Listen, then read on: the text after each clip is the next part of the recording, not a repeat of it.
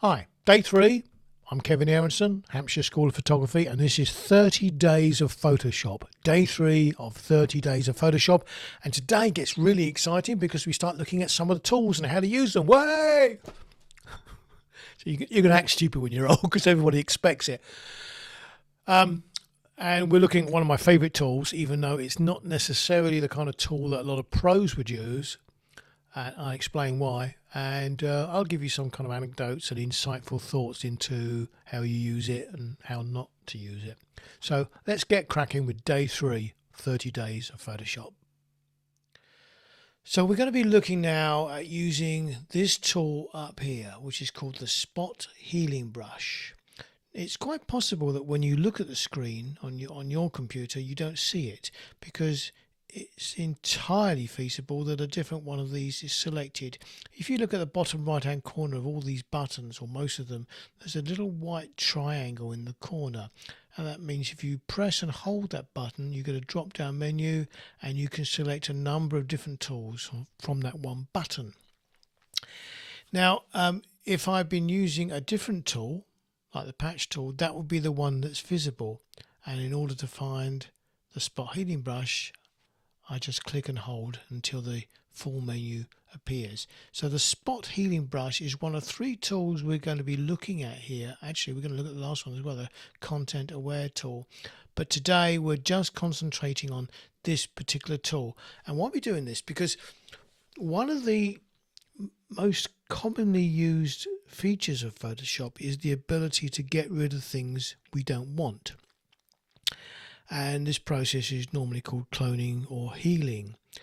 As a photographer, I'm looking at this picture here of Kenzie, which was taken a few years ago, and I would probably be using this tool quite a bit. The Spot Healing Brush, the one we're going to use, the top one here, is designed to remove spots.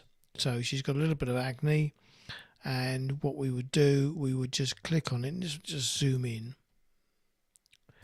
We would adjust the brush size using the square bracket key, which we talked about on a previous episode, just to make sure it's a little bit bigger than the actual thing we want to remove. So whether it's a spot or I don't know, it could be a scar or something, needs to be a little bit bigger, because what it's going to do, it's going to sample the area immediately surrounding the spot and feed that into the middle of my circle. So there's my circle, and if I put that over the spot and just hit my mouse, boom, it's gone. And what it's done, it's taken data or texture and colour from the surrounding area and put them into a mix with what's in the centre of that area, and I can just use this to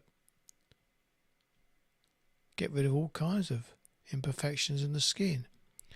And if I were to do this over the whole skin in great detail, she would have a completely flawless skin, which is of course what you often see on magazines and is often criticised, because having a completely flawless skin is not natural at all. But if you're doing this for somebody who is paying you, or it's a friend, and you want them to look their best, you'd have this conversation. Should I airbrush your face? See, I'm just clicking it on the imperfections. I mean, you may argue they're not imperfections, they're nature's way of just making us all unique. That's perfectly fair. But if somebody else, i.e. the client or the customer or your friend, was to say to you, oh, can you tidy my face up a bit, then you would do it. A lot of pros don't use this tool because there's a potential problem with it, because you're relying on the software and its algorithms to make a decision for you about where it samples from, and it's entirely feasible that it could sample from the wrong area and post stuff into the image or onto the spot which is got the wrong colour or texture. Now here you see an imperfection. Do you see? Let me just zoom in a bit closer. It's because I've sampled too close to another colour, and it's kind of confused Photoshop, and this is why a lot of pros don't use this very often. So okay, so I'm a pro, but I still use it because it's quick and simple. I'm aware though to be conscious that it makes mistakes and to use other tools where this happens. And most commonly, if I go back to the selection up here on the left hand side, spot healing brush tool, and the patch tool, and also this one here, the clone stamp tool. That's 4 tools I can use to help me get rid of stuff on the screen I don't want. They all work differently, they all behave differently, and the one thing you can't do is predict which one is actually going to be the best one for the job, because we don't know how the algorithms work in the software. So you think, oh yeah, I'll use this, and you select whatever it is, I don't know, the patch tool or the healing brush tool, and you try, and actually you get a disastrous result. So you try another one and it still doesn't work. You may end up trying all 4 before you find one that works, and you may need a combination of more than one. It's entirely possible if you're working on a particular job, you'll use all 4 in different ways.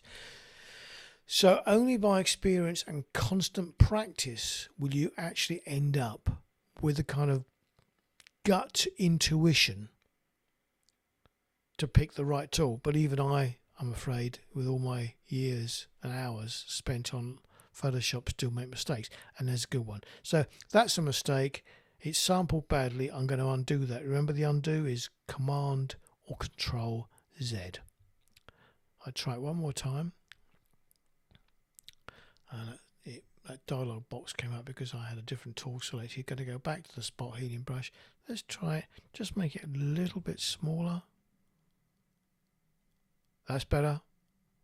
And I've got a touch sensitive Wacom tablet and pen, which means if I don't press hard, I get a smaller area. See, like that. If I press harder, I get a bigger area. So that worked, but it took a bit of messing around. Let's zoom back out a bit. Sometimes if you're too close to the image, you lose perspective. And of course, I could have wanted to just go over all the imperfections. Let's make that, see, that didn't work. Let's make it a little bit bigger. Make it so it really covers.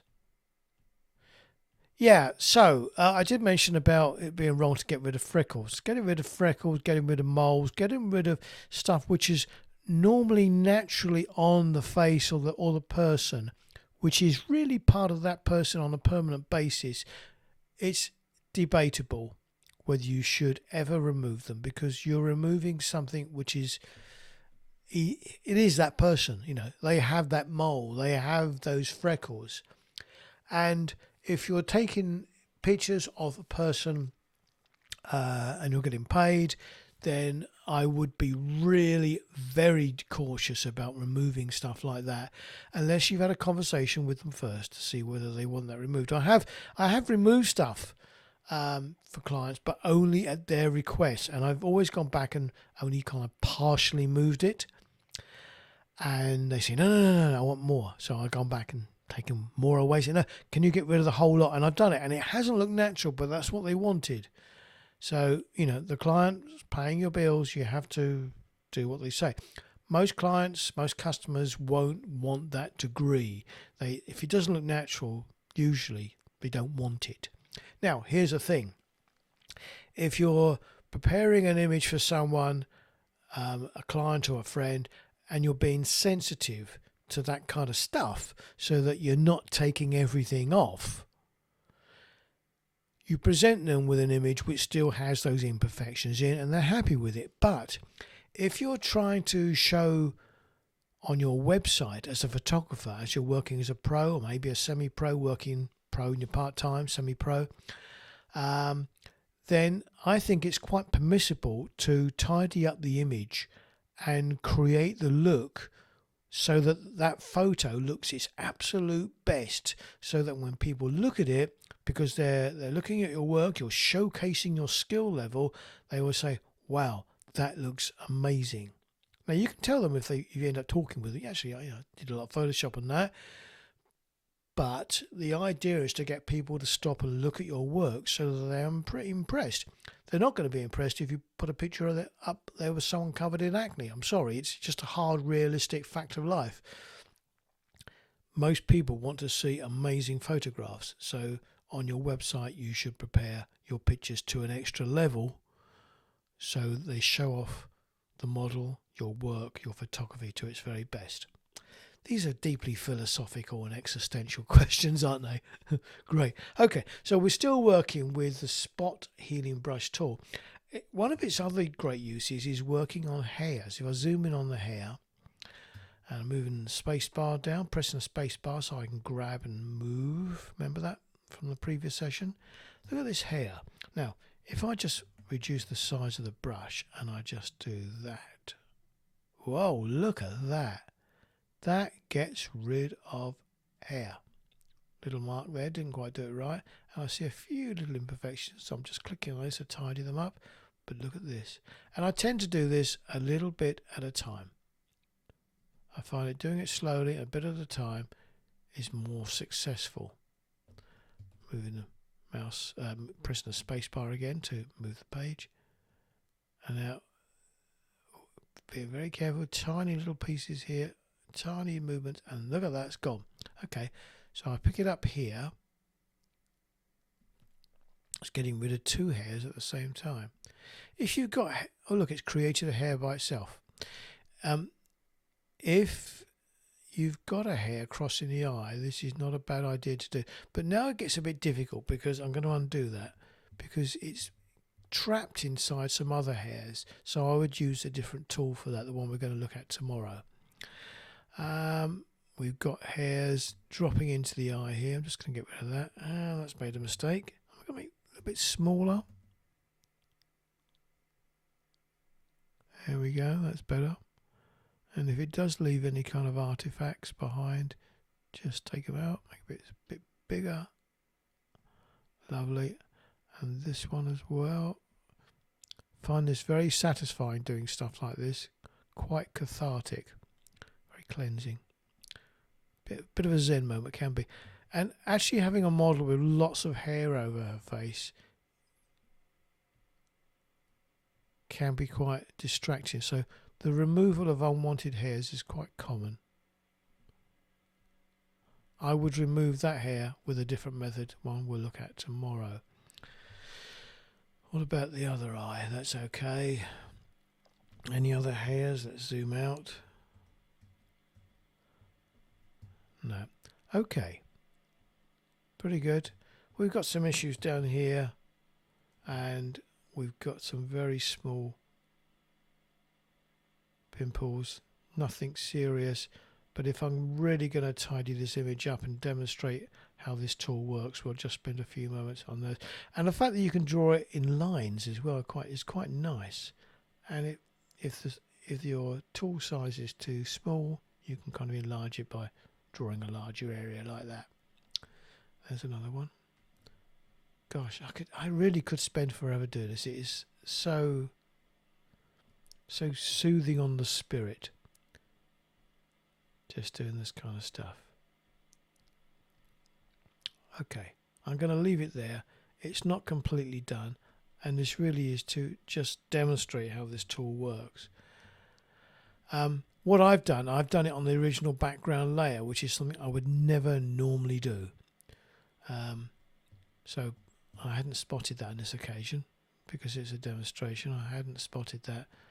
And when I talk about layers, I will talk about what I've just done here today is wrong. I would never normally. There's just something there when I kind of.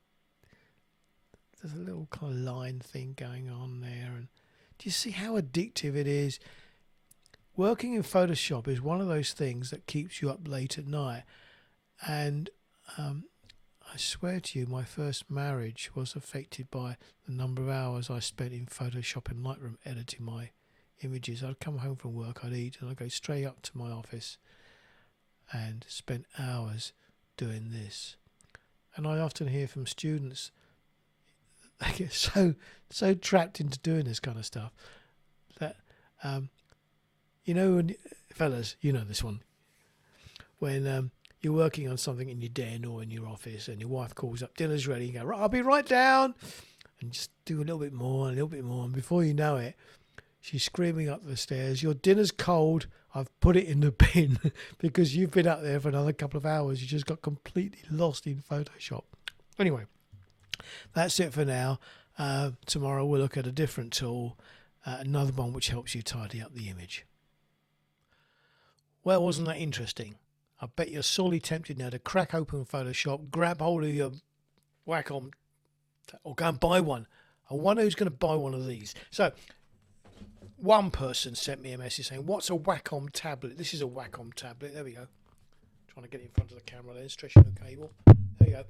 They come in different sizes. I think this one's A4, and then you get a pen which connects to it. And it's kind of the industry standard for writing on and drawing on and using Photoshop. A lot of professionals, well, professionals who draw, they all use Wacoms. They are the most reliable, and the pressure sensitivity can be adjusted and played around with in Photoshop to give you some clever effects. But it's just so much easier to use than a mouse. For years I had repetitive strain injury using mice a lot when I was editing, using a mouse. And when I changed over to one of these, oh gosh, I don't know, 10, 12 years ago, the injury just went away. The pain stopped within a couple of weeks. So it's worth changing over. If you've got RSI, definitely do it. But more than that, it gives you far greater control over what you're doing, much more control. And there are things that are easy with a pen, but actually quite difficult with a mouse. And actually there's at least one thing I can think of which is easy with a mouse, which is difficult with one of these. But there you go. Good to have both. So I work with one of these in my left hand because I'm left-handed, and my mouse on the other. And this is a mouse which has control on the outside, so I can actually scroll up and scroll down left and right if I want to, as well as click it to do the normal stuff. Anyway, hope you found today's talk really interesting and useful to you, and you're going to go away now with your spot healing brush and practice it on the spottiest people you can find. Have fun. See you tomorrow for the next one. Ta-da.